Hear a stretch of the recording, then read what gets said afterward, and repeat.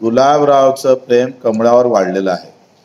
मला वाटतं एवढा चांगला गुलाब सोडून तुम्ही कमळाच्या पाठी का लागले गुलाबराव? आणि राहिली गोष्ट तुमच्या गावात याची, तर तुम्ही राज्याचे मंत्री आहो. तुम्ही आता एका गावचे थोडे आहे. आणि तुमची इच्छा पूर्ण करू ना गुलाबराव, आम्ही येऊ तुमच्या घरी. कधी जाणार तुम्ही? 5 तारखेला मी जळगावमध्ये आहे. तुमच्या गावात, तुमच्या जिल्ह्यात आहे, तुमच्या आजूबाजूला आहो. तुम्ही जर म्हटलं तर घरी येऊ. पाहू काय व्यवस्था करता येईल तुमच्याकडून. आम्ही काय व्यवस्था करू ते पाहू. शेतकरी पुत्र म्हणून राहा गुलाबराव.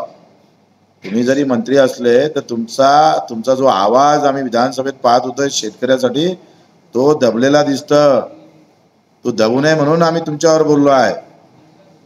आणि शेतकरी पुत्र म्हणून येणार, तुम्ही सत्तेचे पुत्र म्हणून या, सत्ताधीश म्हणून या. आम्ही शेतकरी पुत्र म्हणून तुमचं आव्हान स्वीकारायला तयार आहोत.